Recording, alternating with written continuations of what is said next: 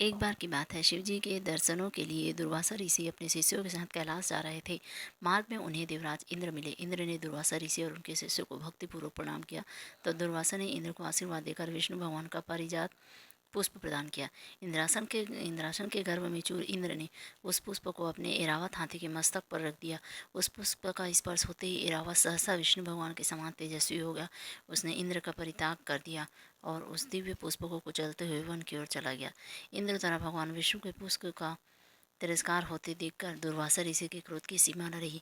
उन्होंने देवराज इंद्र को लक्ष्मी से हीन हो जाने का श्राप दे दिया। दुर्वासा मुनि के श्राप के फलस्वरूप लक्ष्मी उसी क्षण स्वर्गलोक को छोड़कर अदृश्य हो गई। लक्ष्मी के चले जाने से दुर्वासा मुनि के शाप के फलस्वरूप लक्ष्मी उसी क्षण स्वर्गलोक को छोड़कर अदृश्य हो गई। लक्ष्मी के चले जाने से इंद्र आदि देवता निर्बल और श्रीहीन हो गए। उनका वैभव लुप्त हो गया। इंद्र को बलहीन जानकर दैत्यों ने स्वर्ग पर आक्रमण कर दिया और देवगण को पराजित करके स्वर्ग के राज्य पर अपनी पचरम लहरा दिया। तब तब इंद्र देवगुरु बृहस्पति और अन्य देवताओं के साथ ब्रह्मा जी की सभा में उपस्थित हुए। तब ब्रह्मा जी बोले, देवेंद्र, भगवान विष्णु के भोग रूपी पुष्प का अपमान करने के कारण रुष्ट होकर भगवती लक्ष्मी तुम्हारे पास से चलेगी। उन्हें पुनः प्रसन्न करने के लिए तुम भगवान नारायण की कृपा दृष्टि प्राप्त करो। उनके आशीर्वाद से तुम्हें खोया वैभव पुनः मिल जाएगा। इस प्रकार ब्रह्मा जी ने इंद्र को आश्वस्त किया और उन्हें लेकर भगवान विष्णु की शरण में पहुंचे। वहां परम ब्रह्मा भगवान विष्णु भगवती लक्ष्मी के साथ विराजमान थे। देवगण भगवान विष्णु की स्तुति करते हुए बोले, भगवान, आपके श्री चरणों में हमारा बारंबार प्रणाम। भगवान, हम सब जिस उद्देश्य से आपकी शरण में आए हैं, कृपा करके आप उसे पूरा कीजिए। दुर्वासा ऋषि के शाप के कारण माता लक्ष्मी हमसे रूठ गई है और दैत्यों ने हमें पराजित कर स्वर्ग पर अधिकार कर लिया। अब हम आपकी शरण में हमारी रक्षा कीजिए। भगवान विष्णु त्रिकालदर्शी ही वे पल भर में ही देवताओं के मन की बात जान गए। तभी देवगण से बोले, देवगण, मेरी बात ध्यानपूर्वक सुने, क्योंकि ये केवल यही तुम्हारे कल्याण का मार्ग है। दैत्यों पर इस समय काल की विशेष कृपा, इसलिए जब तक तुम्हारे उत्कर्ष दैत्यों के पतन का समय नहीं आता, तब तक तुम उसे संधि कर लो।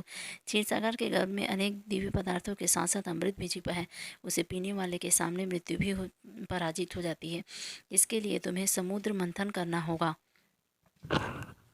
यह कार्य अत्यंत दुष्कर है, अतः इस कार्य में दैत्यों से सहायता लो। कूटनीति भी यही कहती है कि आवश्यकता पड़ने पर शत्रुओं को भी मित्र बना लेना चाहिए। तत्पश्चात अमृत पीकर अमर हो जाओगे, तब दुष्ट दैत्य भी तुम्हारा अहित नहीं कर सकेंगे। देवगण वे जो शर्त रखे उसे स्वीकार कर ले। यह बात याद रखे कि शांति से सभी कार्य बन जाते हैं, क्रोध करने से कुछ नहीं होता।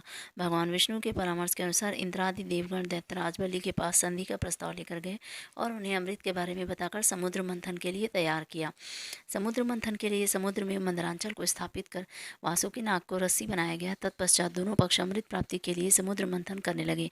अमृत पाने की इच्छा से सभी बड़े जोश और वेग से मंथन कर रहे थे। सहसा तभी समुद्र में से कालकूट नामक भयंकर विष निकला। उस विष की अग्नि से दसों दिशाएं जलने लगी। समस्त प्राणियों में हाहाकार मच गया। उस विष की ज्वाला से सभी देवता तथा दैत्य जलने लगे और उसकी कांति फीकी पड़ने लगी। इस पर सभी ने मिलकर भगवान शंकर की प्रार्थना की। उनकी प्रार्थना पर महादेव जी उस विष को हथेली पर रख कर उसे पी गए, किंतु उसे कंठ से नीचे नहीं उतरने दिया। उस कालकूट विष के प्रभाव से शिव जी का कंठ नीला पड़ गया, इसीलिए महादेव जी को नीलकंठ कहते हैं। उनकी हथेली से थोड़ा सा विष पृथ्वी पर टपक गया, जिसे सांप, बिच्छू आदि विषैले जंतुओं ने ग्रहण कर लिया। विष को शंकर भगवान के द्वारा पान कर लेने के पश्चात फिर से समुद्र मंथन प्रारंभ हुआ। दूसरा रत्न कामधेनु गाय निकली, जिसे ऋषियों ने रख लिया। फिर उच्चैश्रय्या घोड़ा निकला, जिसे दैत्यराज बलि ने रख लिया। इसके बाद इरावत हाथी निकला, जिसे देवराज इंद्र ने ग्रहण किया। इरावत के पश्चात कौतुषपर्णी समुद्र से निकली, उसे विष्णु भगवान ने रख लिया। फिर कालप्रद्रुम निकला और रंभा नामक अप्सरा निकली। इन दोनों को देवलोक में रख लिया गया। आगे फिर समुद्र को मतने से लक्ष्मी जी निकली। लक्ष्मी जी ने स्वयं ही भगवान विष्णु को वर लिया। उसके बाद कन्या के रूप में वारुणी प्रकट हुई, जिसे दैत्यों ने ग्रहण किया।